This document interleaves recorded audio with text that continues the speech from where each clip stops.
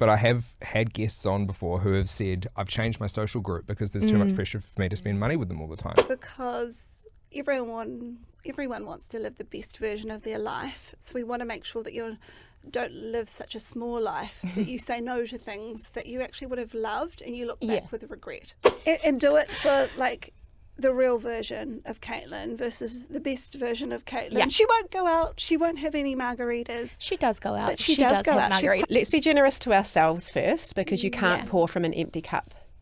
So whether it's you're always the person that shouts the round, or you're always that auntie that buys the expensive gifts for the nieces and nephews, let's make sure we're filling up your cup first before you can then let that spill over to others. G'day, we're 2 weeks into our spending challenge and we've already had reports of margaritas, benders and a birthday or two.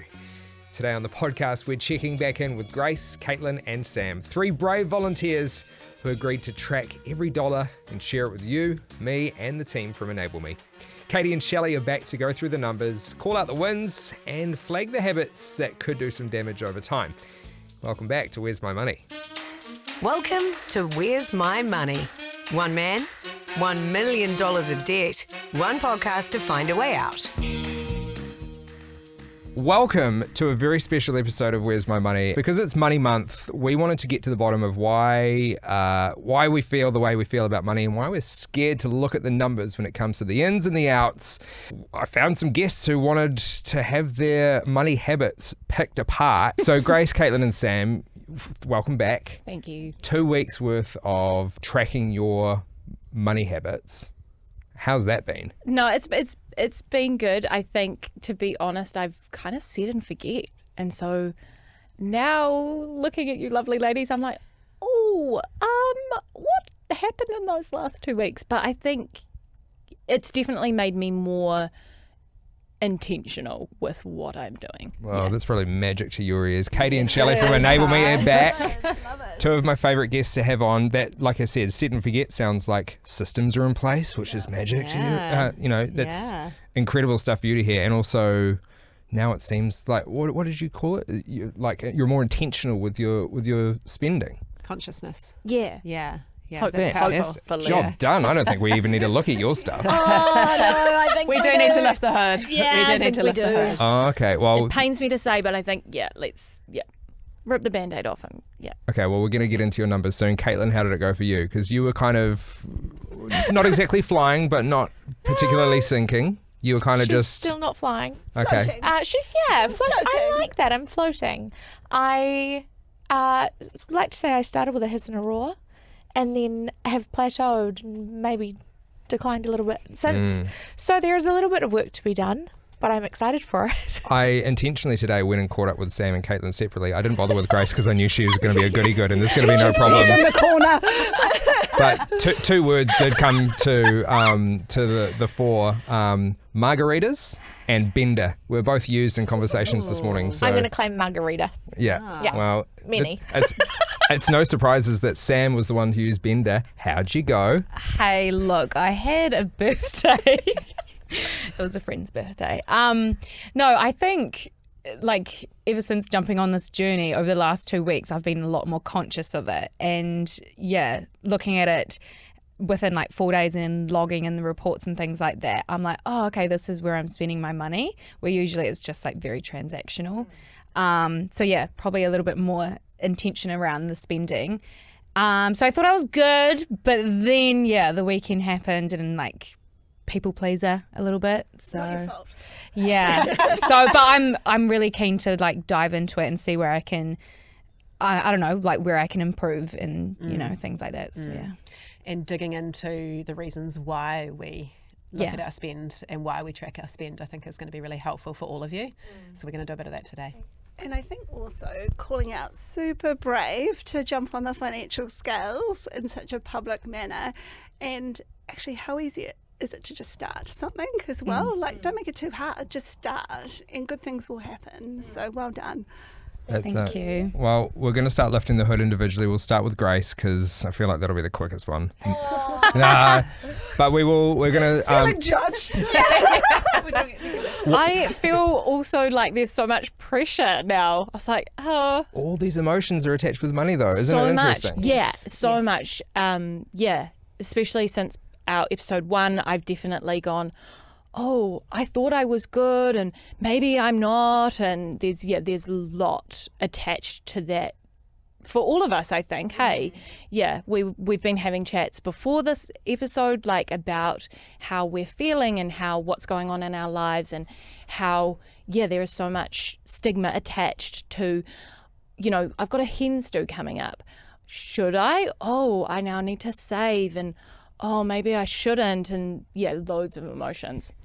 I feel like a proud mum because this is the kind of stuff we want people to talk about as a result of listening to the podcast. But I have had guests on before who have said, I've changed my social group because there's too much pressure for me to spend money with them all the time. And I had to change my friends. And that's how serious she was about getting ahead and making sure she was set up for life. So it's all valid.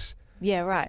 They're valid emotions and they're valid conversations to be having. So I'm proud. But we are going to we're going to start the process now. We're going to go one by one, have a look at how you went over 2 weeks and what these habits could turn into if you really play the game well. So we ready to go?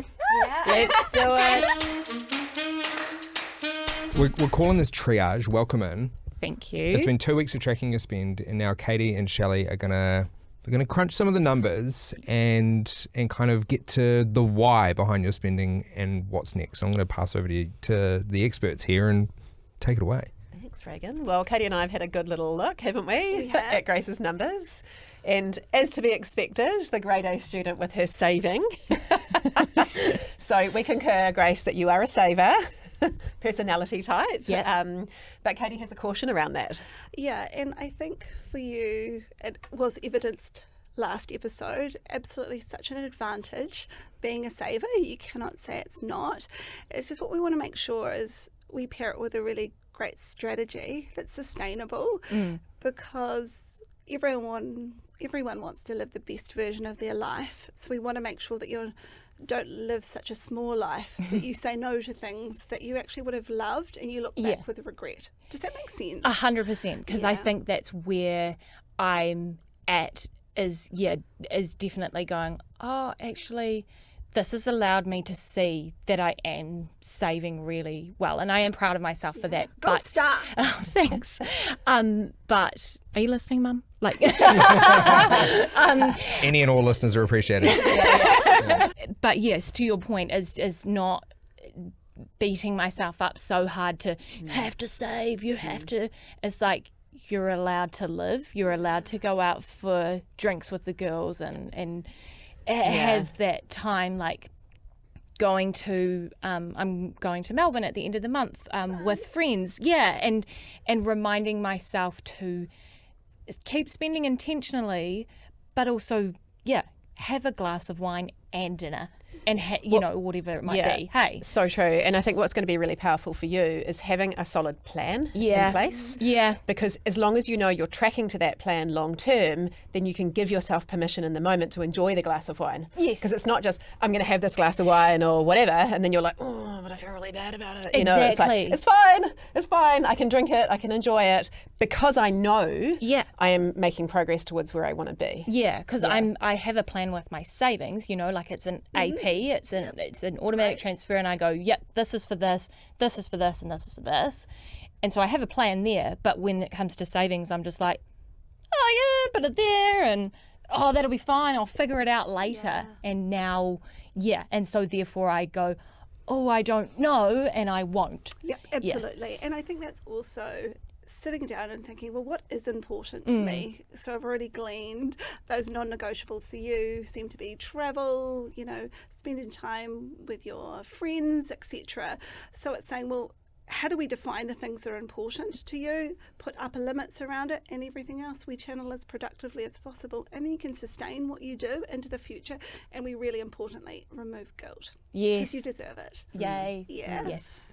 We mentioned in the last episode that you'd bought a house, you've got your deposit sort of, congratulations. Thank you. Most of the deposits covered, and what you're doing now is living as if you were paying off the mortgage, which is a pretty diligent thing to do. Do you guys see that often? Because that's something you'd probably... I was very impressed by that. That was amazing. But what I would say is buying a home is like a real deadline for you. So at the moment you've got that like, oh gosh, we settle in December. This is how much we need to save. Let's practice for that.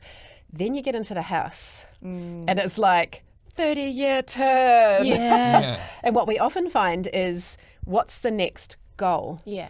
And so that's going to be the important thing for you, is understanding, well, what are my goals? Yeah. So for you, what would come next in terms of like life goals? Yeah, it's been interesting talking with my partner about this.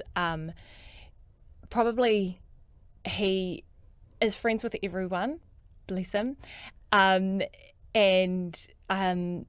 So we had a fun game where lots of friends are getting married, right? And so we thought, oh, how funny would it be to write our own guest list? Guest list is looking about 150 to 200 people. Uh-oh. I was like, we might need to dial that back.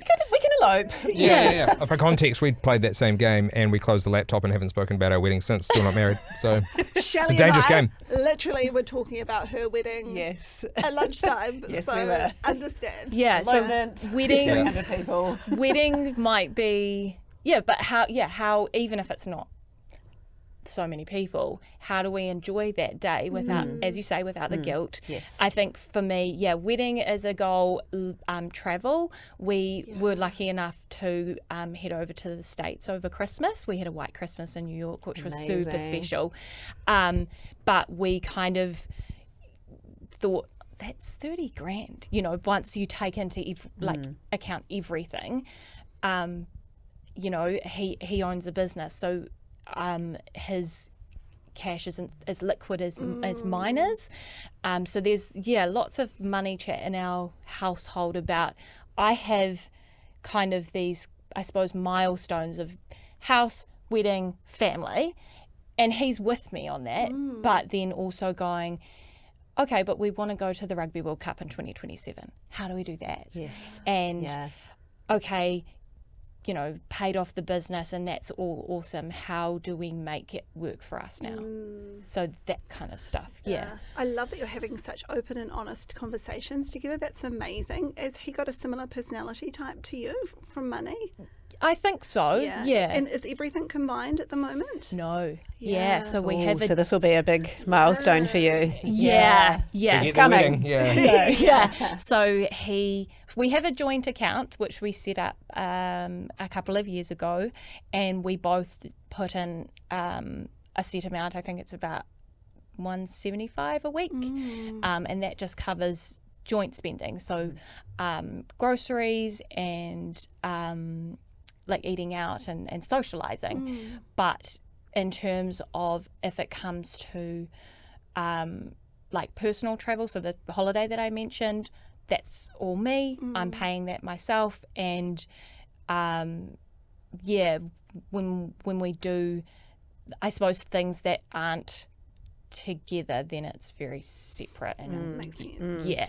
So systems are really important when you're thinking about like having goals, financial goals, and particularly if there's like family coming in the future, you're going to want to make sure that you're very financially stable before starting a family. Yeah. And when you're in a house and you've got a mortgage, it's beating that mortgage down a little bit so that it's not such a feature. Yeah. So you can actually enjoy that time, on maternity leave or whatever. So getting those systems up and running, I think one of the next steps for you guys when you settle on your home will be to think about how can you merge Even more, hey. your finances together, because safely. Yeah. And speaking of money conversations and uncomfortable conversations, when you buy a house with somebody, sometimes one of you puts in more than the other. Have you guys had that conversation? Yes and no. It has definitely been this is where my KiwiSaver is and this is where my KiwiSaver is, and I think we have also spoken to our lawyer at that time and going, we should do up a relationship. Please do. Please do. What do they call that again? Relationship property agreement. Yes. Yeah. Prenup. Prenup. Come on, let's say Prenup. prenup. Yeah. I was like, I want to say it. I want to say it. Prenup. Yeah. Yes. So totally, and we're both on board with that, which is cool. Yeah, that's awesome. And I just love how open and honest you are and how focused you've been on this goal. Like, well done. And obviously, Shelley and I have been going through your spending, etc. And I think, obviously, very very clear that you're a saver and you try so hard. I'm sure that's evidenced in lots of different realms. We saw the selling clothes on Trade Me. Yes, Shelley was like, I love this. Whoa. Yeah, What a amazing. nerd. Hacking the Look at these clothing numbers. budget. I was like, how is coaching, how has clothing become revenue in your report? I was like, well I done. definitely have hacked the clothing budget. I go, if this one thing goes in, there's got to be something out. It's not necessarily one for one. It's definitely. I knew it wasn't going to be a one-to-one relationship. But that's still better than just pissing away money on clothes. Amazing. And I think that definitely a tip would be to be a little bit kinder to yourself in terms of the budgets, like being very clear in terms of what's reasonable for, groceries, etc. Because if you go like too low, you kind of always kind of beating yourself up a little bit, but it wasn't realistic in the beginning. Does that make sense? Yes, 100%. Of, yeah. I think that's definitely where I'm at. I think those numbers, I may have gone too safe with a few of them. Too low. Yeah, too and hard. not balanced. Yeah.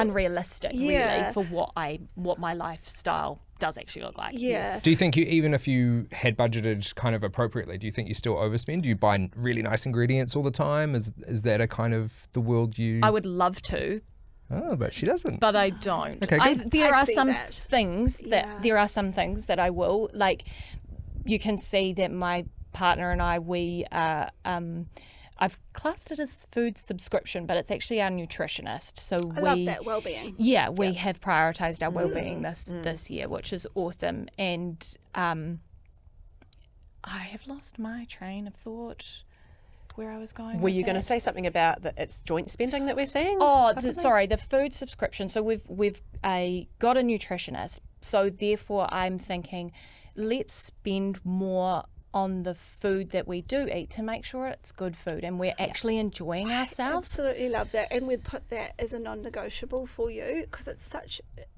a miss, I think, to go too light on those things. So because true. Actually, if you're not looking after yourself, you can't earn money. It's all intrinsically linked. Yeah. So I think that well-being piece is really important. Nourishing, not punishing, is actually I went to a panel discussion the other night. Sorry, I sound like such a nerd. Can we hire... Is was Amy, gonna we're going say, to hire her? Around money. Yeah. That's the lens I'd like you to look around Yes. money. Yes. Do you know it's not about kind of spending the least amount and feeling bad? It's saying, well, let's design your life. Shelley loves that term.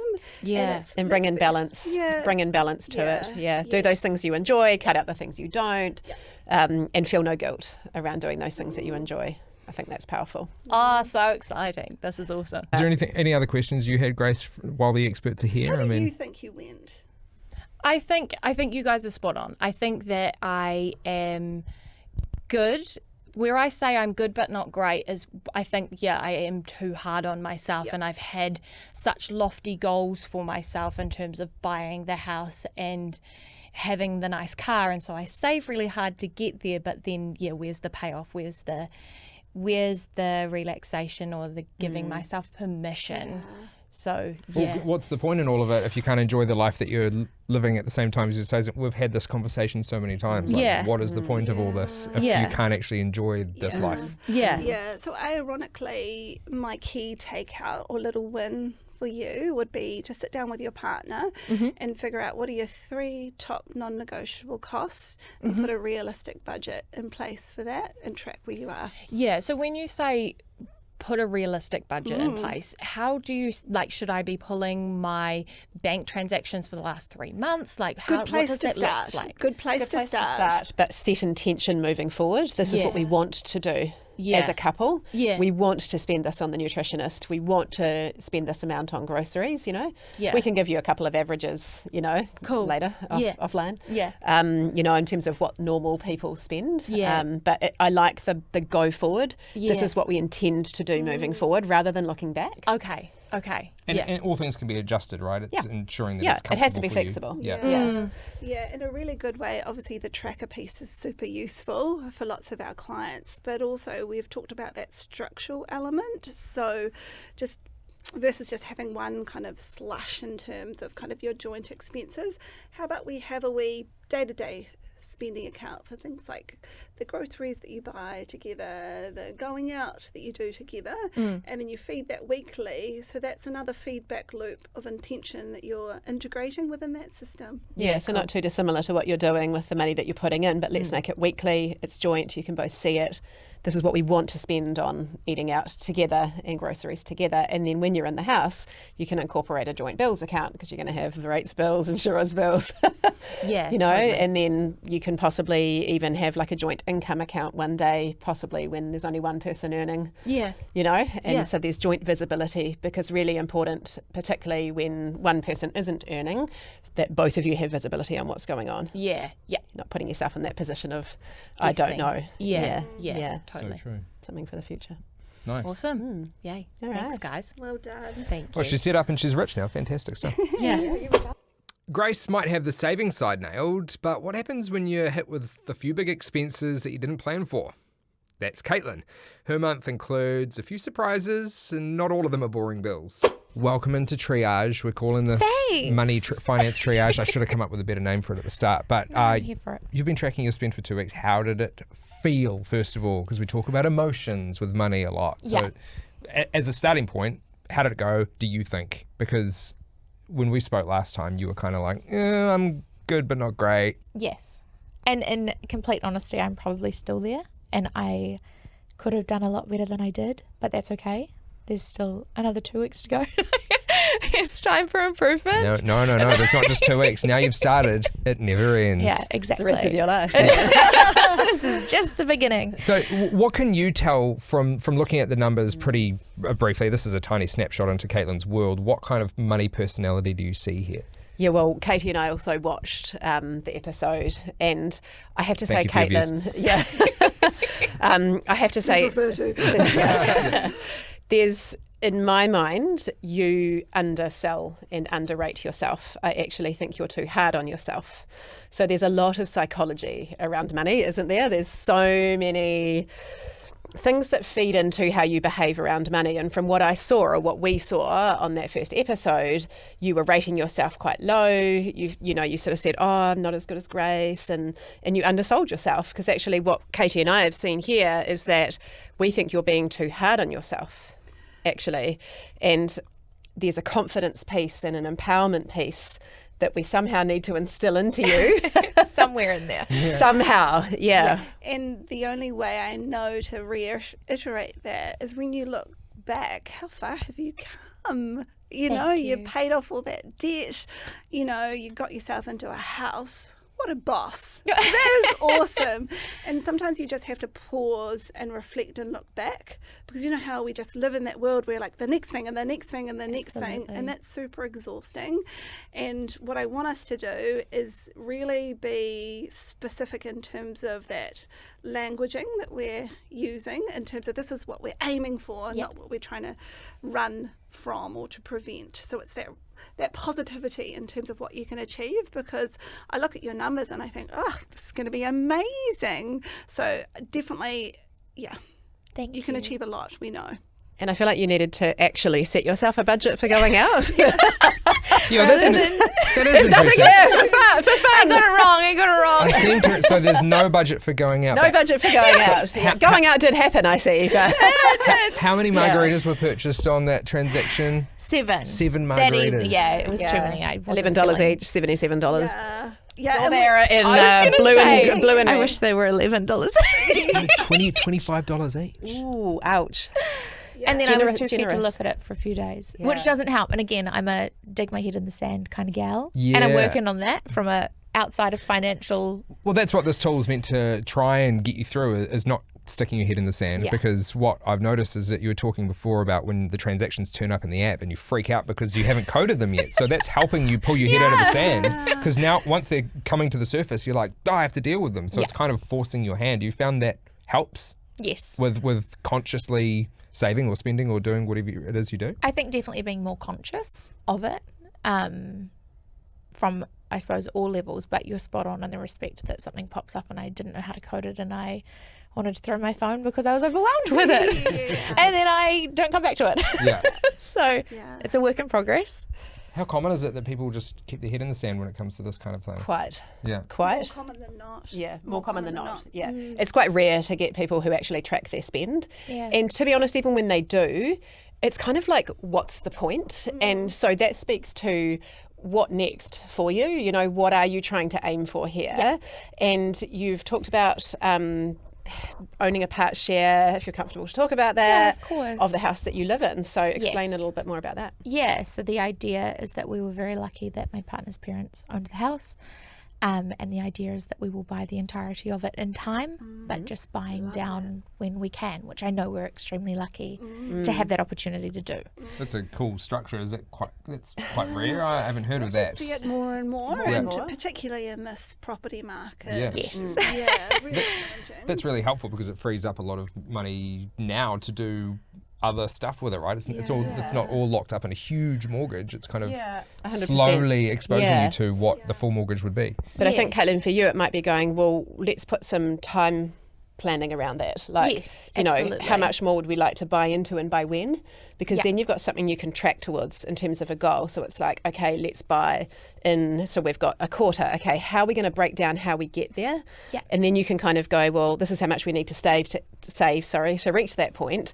And then you feel success when you've reached that point. And that's going to help you to feel confident and empowered because you're making that progress. Yeah. So for you, it's like, it's a confidence piece, I think, with Caitlin. I agree. And also setting realistic spending expectations. It's like, and do it for like the real version of Caitlin versus the best version of Caitlin. Yeah. She won't go out. She won't have any margaritas. She does go out. But she does go have out. She's margaritas. quite fun. She loves the spicy mum. Quite fun. She does. Yeah, she is lovely and normal.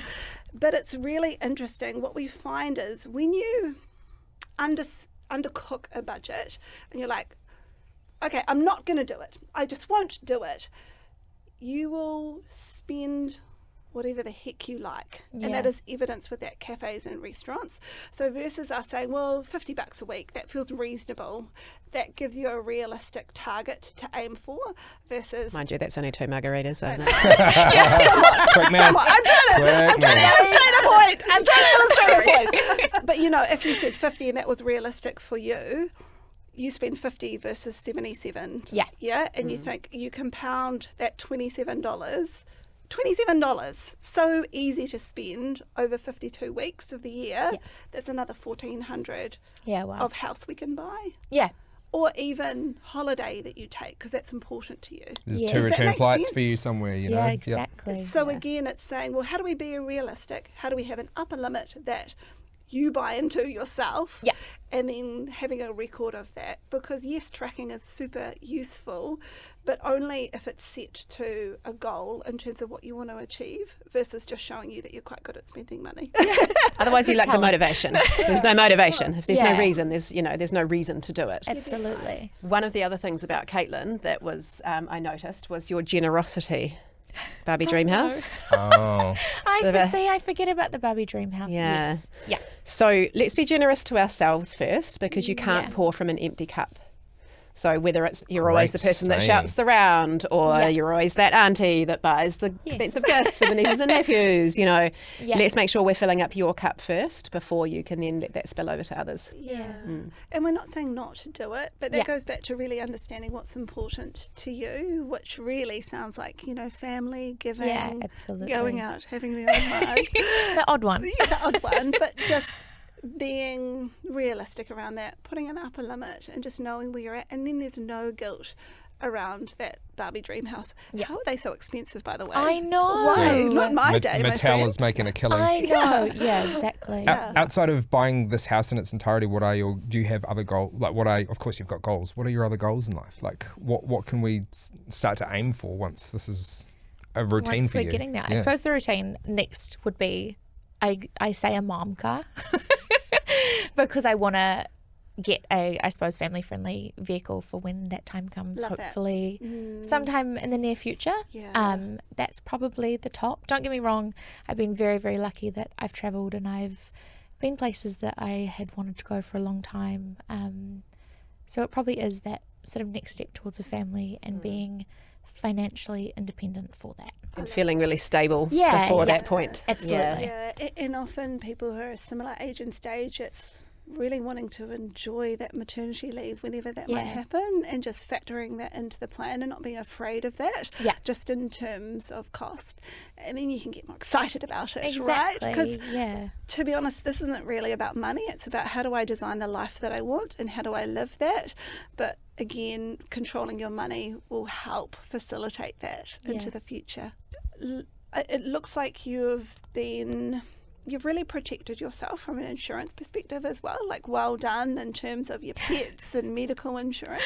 Sometimes we see that really undercooked in terms of, oh, that's not going to happen to me. I'm young, etc. But Shelley and I see that happen to people, and that's hard to recover from. So.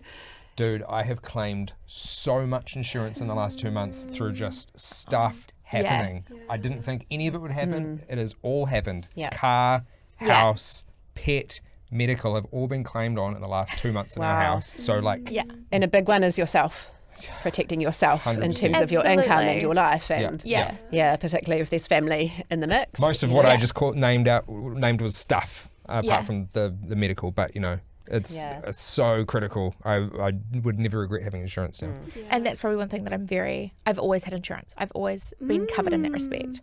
Health wise, I will never be able to change because no one else will ever take me or accept me for a health insurance. But when I'm faulty.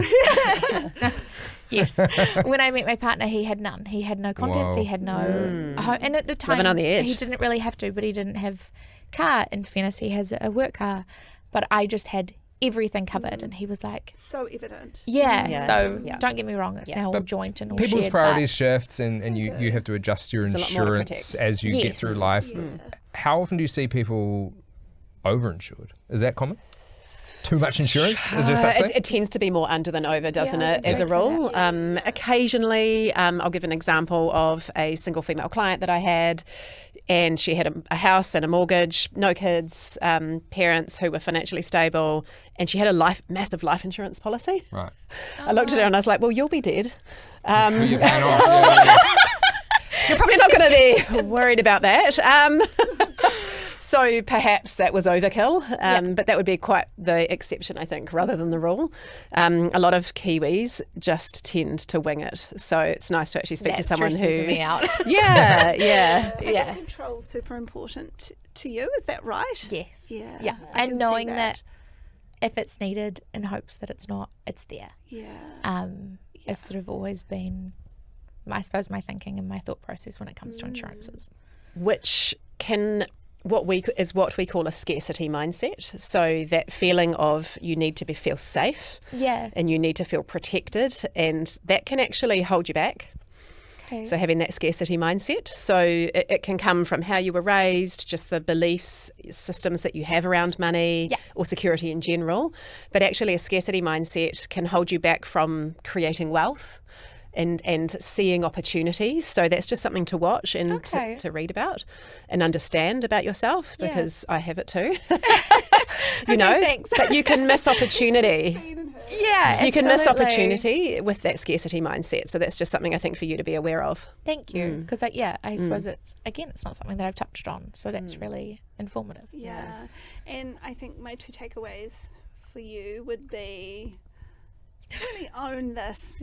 Be kinder to yourself in terms of languaging around that. Just remember what you've achieved. Thank you. And secondly, let's put some numbers around those goals, in terms of what do we want to spend on the car, when will that be? Obviously, maternity, hard to predict at any point in time, but just understanding, well, what would we need to facilitate to have that time off in terms of buffer, etc., to make sure you really enjoy it. So I just wanted to say well done. Thank you. Reiterating, I think you're a boss woman, and you can achieve and I'm a lot. taking that with me entirely. You're doing better than you think you are. Thank you, truly. Thank you so much for sitting down with me as well. If Caitlin's month was shaped by the unexpected, Sam's is more about the same patterns, not necessarily bad habits, and an interesting saving, spending, money sharing setup between Sam and her twin sister. All of which could be making her goals feel further away. We're live here in the triage centre. Katie and Shelley poring over the numbers. Welcome in, Sam. That's funny you say that, because before coming in here, I was like, oh, I'm so nervous. It's like going to the doctors. And then they looked at me and I was like, not like that. Yeah, it is kind of like being in the doctors. This is a full exam. Yeah. How to go tracking your spend. What was it like? Because this isn't something you had done consciously before, right? Yeah, no, definitely not consciously. But no, I really enjoyed it. And I kind of have this motivation to know more about like how I can save or how I can spend my money, or just even understand the tracking side of things, because like I said earlier, like sometimes it's very transactional and I'm like, I have the intent to save but I don't necessarily see it saving, so yeah. It's just not happening. It's not happening. What just happened? Yeah. That said, you like Katie and I have had a look at your numbers. My initial comment is there are some very generous budgets in here. Definitely of the shopper persuasion, I would say. Yeah. So when we have a shopper personality type, they're very fun, very energised. I love working with shoppers. But what we really need with our shopper clients, Katie, are goals that are sexy enough and motivating enough for you to try harder, and likely you're the personality that loves to see visibility around progress that's exciting for you. But us sitting here and saying save, whilst you likely like the idea of it, it's just never going to be motivating for you. No. Saving for the sake of saving will never excite you. Because it does sound boring. It sounds like a task. It sounds like paying tax. Some people get a thrill out of it though, I reckon. Yeah, okay. Weird. No judgment here. But again, you think, because I'm a shopper, is that an Achilles heel? And actually, there's pros and cons of every personality type, because being a shopper, you can be quite brave in terms of leaning into like side hustles. Yeah. You can be really brave in terms of investing, taking on risk. So again, there's no good or bad. It's how do we really understand you to motivate you to capture all that hard work. I probably don't need to be like, I deserve this, or like, let's treat me moments every week or second week. You know what I mean? So it's probably just being smarter, like, maybe treat yourself once a month. Well, what I'd actually like to know is, what are your goals? Life goals. What are we aiming for here? Well, yeah, I would like to buy a house. Yeah. Not sure in Auckland or down south in Nelson with my family. But yes, my partner has just bought a house, so eventually I do want to save. So that's a strong goal of yours. Yes. It's an aspiration, right? And so 100%. That's something we can aim for and start to get a bit of a plan around that, and start to go, well, what's it going to take? Yeah. You know, where do you want to buy? How much does that cost? What would be the deposit that we need for that? How quickly can you get there? Yeah. And let's track the progress to get against it, and kind of that in itself is that sexy goal for you. We want to kind of manifest that and go, let's actually find the house on Trade Me, print it off, put it next to your bed, and keep that front of mind for you, that shopper personality. Got to keep the goal in mind. Yeah. And then it's about setting up systems, right?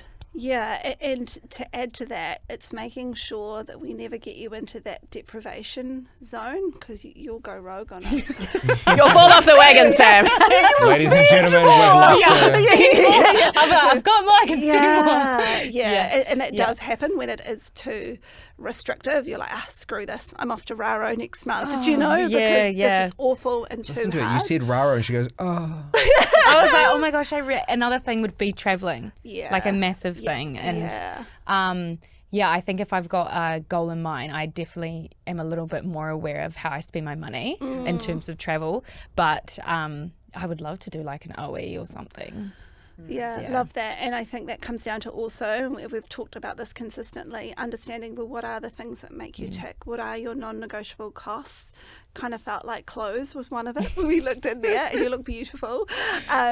Should we talk about the joint? Oh, can we? I've been waiting all week to talk about Because this was interesting. Yeah, okay. Context, So- Sam is a twin. Yes. Your sister Taylor is identical to you. That's how twins often work. I can't tell you apart. That's just me. I don't know. Maybe we should do a photo thing later on. Yeah, I'll show you. But you guys have a real interesting setup with like clothes sharing, right? Yes, so we have the same wardrobe essentially. So going shopping's fun because it's always half price, and Which actually would mean that you should spend less, surely. expensive Like taste. I said, very healthy budgets in here. Yeah, expensive taste. But she gets paid 1 week and I get paid the following week, and so or every 2 weeks, and we're on different schedules. And so if I'm a bit low on money, she'll like give me some money to get me by, or be like, oh, I've got food this week, or I can buy this this clothing of item and you can just pay me back. And I'm like, sweet. And then I pay her back the following week and vice versa. So go out for a big night, we both spot each other in terms of drinking, then we pay each other back the next week or whenever we get paid. So it's kind of bad cycle. Well, it is. But what I noticed was, and the words that you used in the previous episode was, sometimes it's actually quite stressful because you have to pay her back and you're like, oh, I've actually got some bills this week, and you're worried that she feels bad, she has to pay you back. And so actually it feels like it's introducing a layer of complexity and a little bit of stress. So we were wondering whether you could sit down with your sister and go, let's actually set some intention around what we want to do with this, and have an amount that we agree, that you both agree. This is what we want to spend on, say, clothing per month or fortnight or whatever it might be. This is what we want to spend on going out. This is what we intend to do moving forward. So we're going to put that money in as a regular transfer and stick to it. And once it's gone, it's gone. That's a great idea. I think so. I think treating it like a relationship as well, not just because she's my sister. Yeah. Yeah, because I almost think what's at play is, like, you know, when you go to a resort and you've got a tab and there's like this mythical tab, you just sign for things. Very easy to do. Yes, I do need that cocktail, and then I need another, and it's kind of mythical spending, mythical money, but that's kind of how we're existing in life. So there's kind of no consequence of spending until like the next day when you're like, what did we do, you know? So I think then you lose clarity, and I think, like Shelley said, it could be a real positive whereby you're keeping yourselves to account. I love that you've got obviously such a lovely relationship, but it's putting parameters around that and really understanding where you're at. Do you think Taylor will be open to that, given that we've only tracked your spending? We haven't got your sister on this podcast. This is like a husband and wife turning up to enable me and revealing, you know, who's the saver, who's the spender. Yeah, there is. Do you think Taylor would be open to that? Oh, 100%. Like, we did like a little breakdown of costs like literally a few days ago, and I was like, oh, okay, so I've spent this much. She's like, okay, I've spent this much. Then we both broke it down and we're like, okay, so we're even. Like, you know what I mean? You're actually spending more than you have almost. You're using each other for credit. Yeah. Is what you're doing. Exactly. Yeah. And so we were like, okay, we're even, okay, clean slate. But yeah, I think she's definitely open to it because we both feel the same way about money and we both want to like save for something. Is it not also just worth saving up a buffer and cutting the twin money tie? Like, each to their own. If it's a net zero situation, can't we just simplify true. things? Not financial advice, but maybe. Yeah. It's whatever's Just sustainable. It's your life, you know, it's Okay, whatever's I'll buy it. sustainable. And I think that there's a bit of a misconception when people come to a financial coach. They think that we're going to say, you've got to do this, you've got to cut ties with your sister, you cannot have a coffee every day. It's not about that. It's about identifying what you want to do, what's really important for you, but cutting out the things that aren't. Yeah. Yeah, and I think... And you steer the ship on that, not us. Yeah. And often in conversations with people we love, etc., we're like, oh, it's scary to say, but then we're putting words in their mouth, and actually the brave thing is just to have that conversation, whether it's your twin, you know, your partner, etc. It's having those really open, honest conversations around Secret Santa conversation with large families. Exactly. And it's interesting because I think particularly for shoppers, they really hesitate to set a budget, etc., because the mindset is, but I'm going to be miserable, it's going to be awful, I'll be judged. And I really do understand that, but it's actually quite the opposite. I call it a spending plan, and it's almost like you're directing your money to where you want it to go and removing guilt.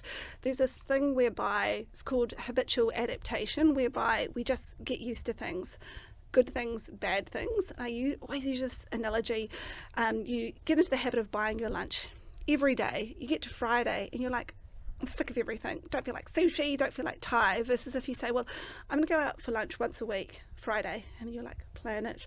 You know, waiting for Friday. Yeah, and again, you anticipate, you look forward to it. If you haven't put parameters around everything you do, it's just like, nah, it's just your life, right? You enjoy it less because it's just, you buy that piece of clothing because you deserve it, versus maybe staggering it out a little bit more and you're like, yes, I deserve those boots. And there's no guilt around it, and then you wear those boots with pride. Does it 100% does. And I think it's not just being like, here we go, and then being stressed about it, and then not enjoying what I've just bought for myself or worked hard for, you know. So I do like that idea. We do work hard. So many people work hard, and what's it all worth at the end of the day? Yeah, and again, it's not saying, well, I'm going to live the smallest version of my life. It's quite the opposite. It's like, well, I'm going to live the best version of my life, but I'm going to be super intentional about it. I'm going to make it happen. I'm 0 to 100. Like, I'm either like not going out, not spending any money, not going to buy anything, or I'm like 0% like spontaneous. Say yes to everything. Rounds at the bar. Want my friends to have a good time. Yeah, I think that's what it is. That is your obstacle. You don't know what you're capable of, and I think in the absence of not knowing, you're just doing what you've always done, hoping for the best. You're either too hard on yourself and you're like, I can spend no money, or you're like, game on, I'm up for anything. So it's how do we get that balance back? Okay. And I think knowing your numbers, having a plan, having a good structure, that will really support you. And I think tracking for you against intentionality is going to be super important. But anchor it to that goal. Like, what is it all for? Like Shelley said. Very much so. Yeah, you've got to keep that front of mind. Front of mind. And systems in terms of guardrails around spend too. So like with your sister, or in any way, shape or form. So for our clients, we'll often say, let's have a regular set amount we put into a food account for the week, and that's what we intend doing. You might not go out one weekend and then it builds up and then you can have a big weekend, but it's the same amount, and there's regularity around it and systems so that you're not relying on your willpower in the moment, because shoppers don't tend to have willpower in the moment. I love how I'm in that category. And hardcore relating. There is no judgment here either. And I think for you, key takeaway would be to automate as much of this as you can in terms of, your sister's account. If you still do that, let's automate the amount that goes in there. When you're done, you're done.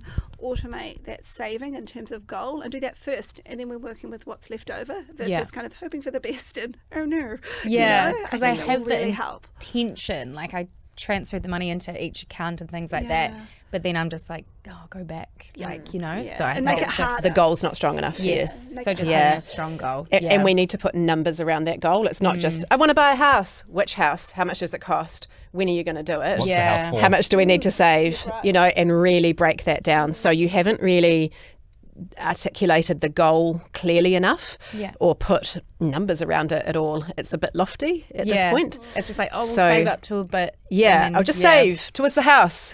But it's like, how much? So let's be more specific. Okay, and let's what we call a SMART goal. It's specific, it's measurable, it's attainable. You can actually get there, and that's going to be the thing that stops you in the moment of the spend. And I think also like earmarking space for that fun stuff, like the travel. Do you know that you're like, I can sacrifice there because I'm doing this. That's important. I'm still saving towards the house, but I've also got a little bit set aside for the holiday, and it's going into my holidays account, and that's the fun. But I'm still actually achieving what I'm wanting to achieve over here. It's all done guilt-free.